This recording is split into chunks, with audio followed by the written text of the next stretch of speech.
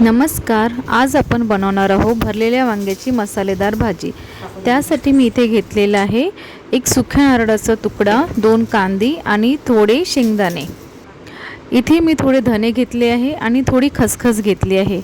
नारळ, 2 कांदे आणि शेंगदाणे आपण यांना छान भाजून घेऊया तव्यावरती। त्याच्यामध्ये खसखस आणि धने ते पण ॲड करूया आणि त्यांना पण कमी आचेवरती भाजून घेऊया। आपला मसाला छान भाजलेला आहे।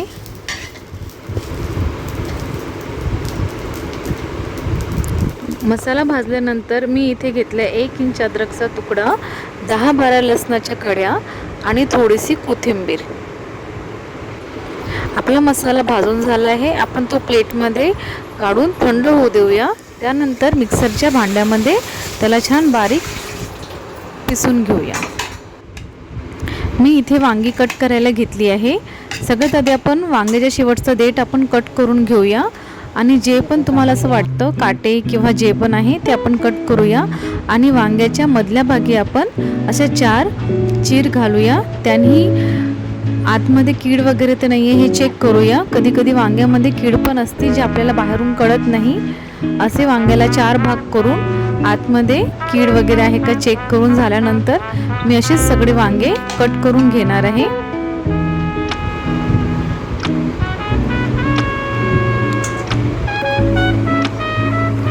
माझी वांगी कट करून झालेली आहेत। मसाला पण आपला रेडी आहे। आता हा मसाला आपण वांग्यांमध्ये भरूया।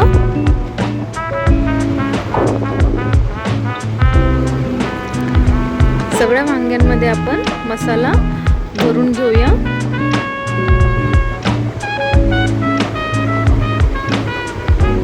त्यानंतर मी इथे कुकरमध्ये तेल टाकलं आहे आणि त्याच्यामध्ये एक वांगी सोडलेली आहे, जेणेकरून ती आपण 5 मिनिटं त्याला तेलामध्ये छान फ्राय करून घेऊया।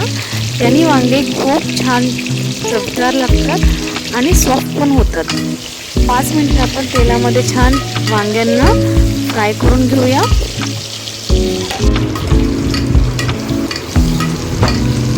आणि त्यांना फिरवत राहूया जेणेकरून ते जळायला नको। हे बघा, वांगी आपली छान सॉफ्ट झालेली आहे आणि फ्राय पण झाली आहे। त्याच्यानंतर मी त्याचे 2 चम्मच कांदा लसूण मसाला टाकते आहे आणि 1 चमचा हळद आणि चवीपुरते मीठ टाकून घेऊया।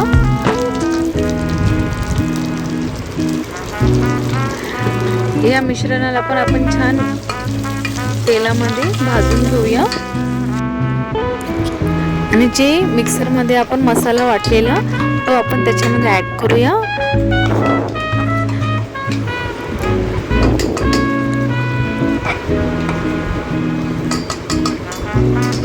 मसाला टाकून झाल्यानंतर मसाला पण छान आपण मिक्स करून घेऊया की जेणेकरून मसाला छान वांग्यांना लागेल आणि तेलामध्ये छान शिजून येईल।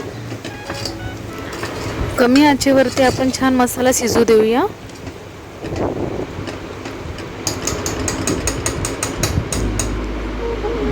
दोन मिनिटासाठी आपण झाकणी ठेवून 2 मिनिटं वांगी शिजू देऊया। हे बघा, आपला मसाला छान शिजलेला आहे आणि वांगे पण छान सॉफ्ट झालेली आहे।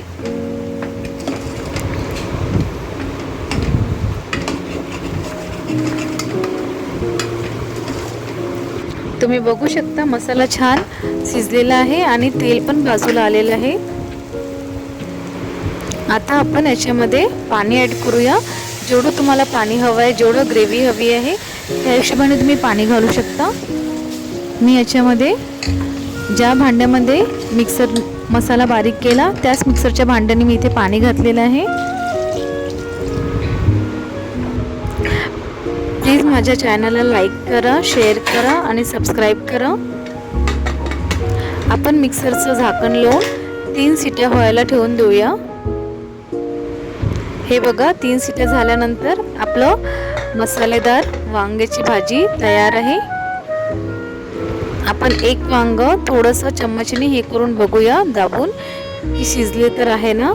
हे बघा, वांग छान सॉफ्ट झालेलं आहे, म्हणजे आपली भाजी तयार आहे।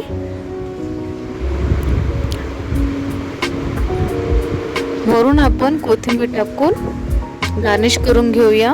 Thank you.